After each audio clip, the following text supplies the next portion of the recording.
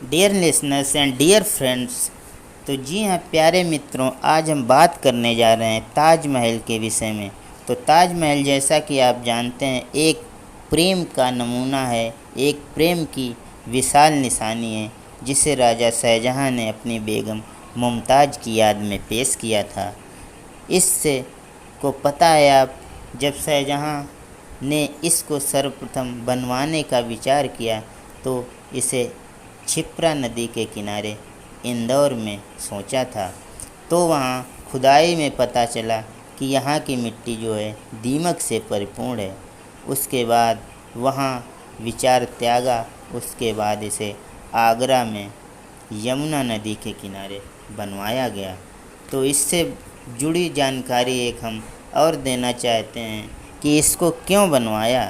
तो एक बार की बात है, मुमताज़ बेगम थी, वो 14वें बच्चे की प्रसव पीड़ा को झेल रही थी, यानी कि 14वें बच्चे को जन्म देने जा रहे थे।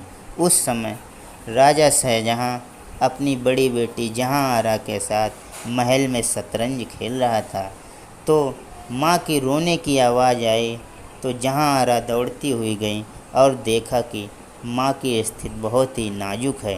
तो देखा तो ये पाया, कहा गया, ज्योतिषियों ने बताया कि अगर बच्चे के रोने की आवाज़ गर्भ से आ जाए तो माँ की आयु लगभग समाप्त हो जाती है।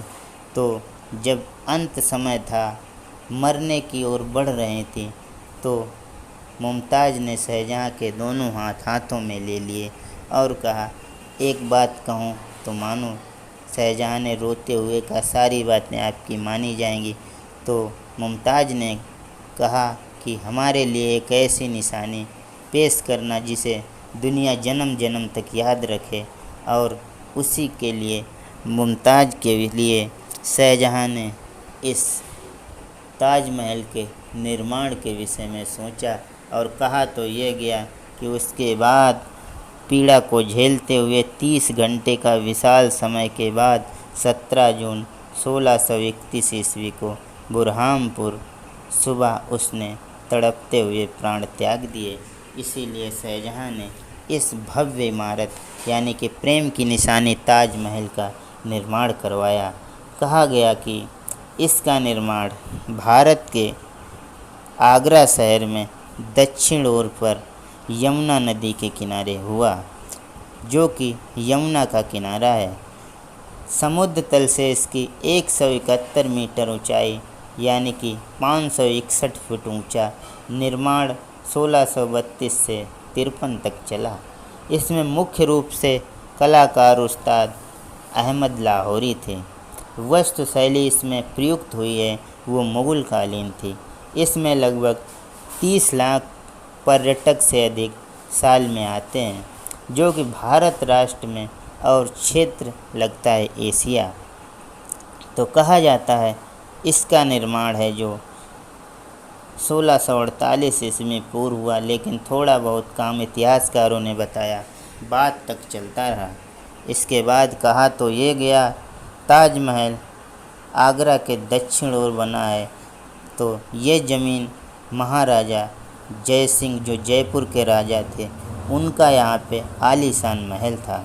कहा तो गया इतिहास में ये कि इस ज़मीन के बदले शाहजहां ने उनको एक बड़ा सा महल बनवा कर दिया।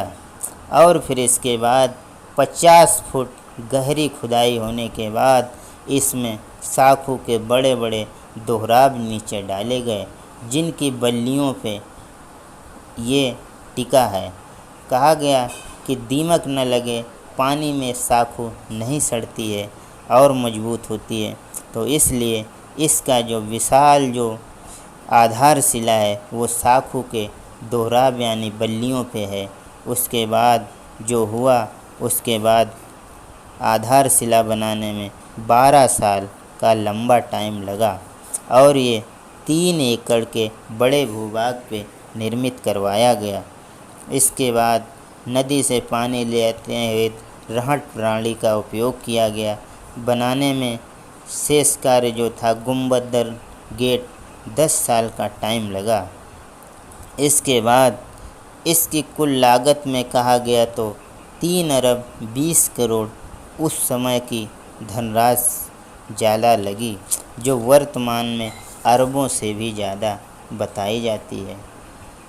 इसके बाद निर्माण कार्य में 1000 हाथियों का प्रयोग हुआ था और इसके बाद संगमरमर मकराना राजस्थान से लाया गया, जैसपर पंजाब से, हरिताश या जेड एवं स्फटिक या क्रिस्टल को चीन से मंगवाते थे।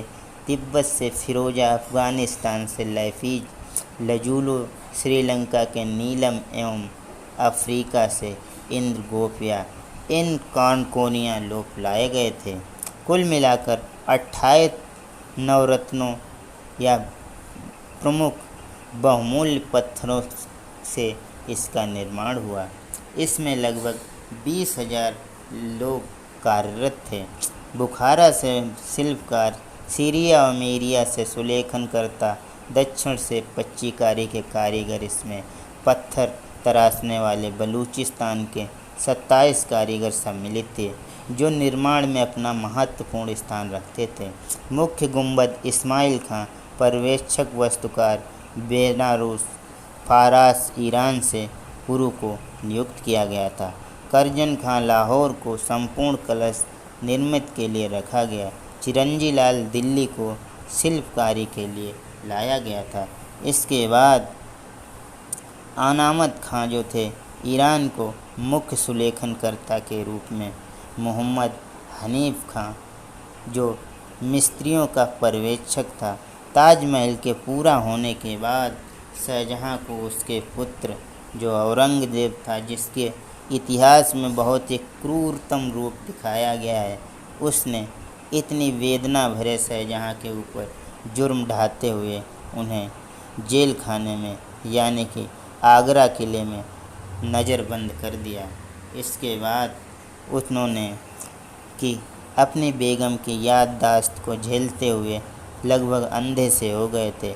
बाल कानों में झुर्रियाँ आ गई थीं और कहा जाता है कि शाहजहां ने इसी के गम में वहीं नज़रबंद होते हुए अपने प्राणों को त्याग दिया और उन्हीं के बराबर में उनकी कब्रों का निर्माण हुआ।